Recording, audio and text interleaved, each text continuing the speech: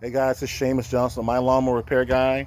I want to make a little small quick video here to show you about the batteries that required to go inside a lot of your John Deere machines, even some of your zero turns, a lot of your riders, the E series, the D series, the L series, even the S series machines.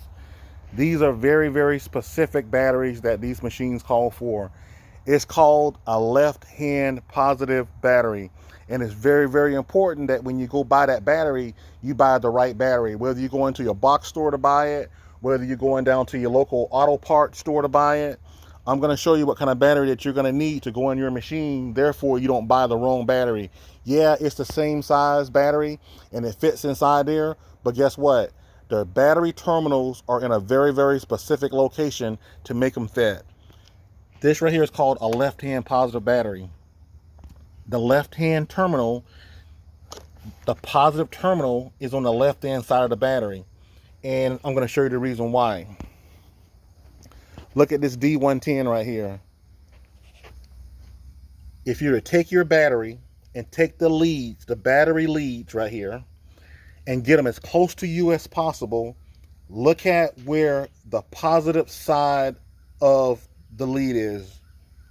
You want that lead right there to be on the left hand side. It's called a left hand positive battery, and this is the reason why.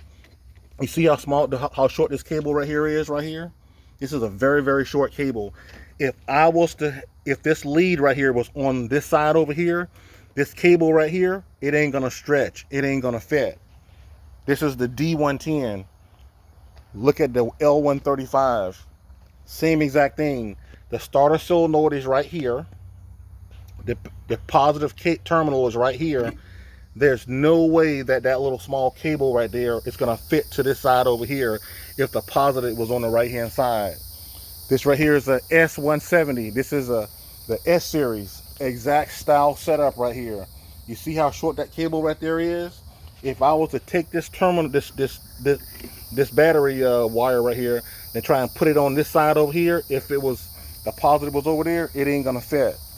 This is the E110. This is the E series, exact same setup, left and positive.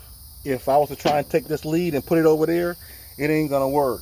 So what you want to do is that when you take your battery out, take the battery, your terminals need to be as close to you as possible. Look at where your positive terminal is at. That's how you determine whether it's a left-hand positive or either a right-hand positive. I only buy one battery. I buy left-hand positive for every machine. That one battery right there can fit in almost any and every machine that's out there. And I work on a lot of machines. Also, something too that's very important, when you're buying your battery, make sure that you're buying a battery that has enough cranking amps in it. If you look at batteries, all your batteries, they have a date on it right there. And also too, they have the amount of amps in that battery. I buy a 300 cold cranking amp battery.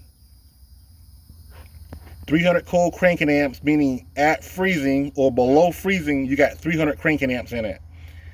At freezing, you got 365 cranking amps. That's very, very important, meaning that you have enough power in that battery to spin that machine over. Also too, you don't want to go to the parts store and say, hey, well, just give me a battery, just give me the cheapest one you got. That don't work. That's very, very bad. And what's going to happen, they're going to give you a battery that don't have enough power in it. And when you get ready to start it up, it's going to strain your solenoid. It's going to heat your wires up because you're trying to pull power out of that battery that it don't even have. Plus, you're going to burn that battery out very, very quick and very, very fast. Always ask for a 300 cranking amp battery. Don't worry about the price. It's about the amps that are in that battery to turn that machine over. A 300 cold cranking amp battery. If you take a battery out of the machine, get the exact same style battery back that you take in. Before you leave the parts store, take the batteries, put them side by side, make sure they're turned the exact same way, and make sure that your battery leads, your battery terminals are in the exact same place, and you shouldn't have a problem. You don't want to try and put extensions on wires to try and get them to stretch to the other side because you don't want to go back and exchange the battery because you bought a bad battery. I've seen all kind of crazy things happen that people do with these batteries to try and get them to work and to work right. You want to buy the right battery for that machine, and you want to keep that battery tied down. Even if you don't have a tie down strap, you can get these little tie wraps right here. See, they put tie wraps on theirs to keep it nice and tight, and so it ain't bouncing around. Because if it's bouncing around and flopping around, acid can spill out. I've seen where batteries just flopping around inside there, acid got on the frame, it ate the frame up, it ate up your wires, it seized stuff up. But that's some of the most important things about batteries when you're buying batteries specifically for John Deere machines. Ask for a left-hand positive battery. Make sure that you turn the battery as close to you as possible, and look where the left, look at where the positive terminal is at.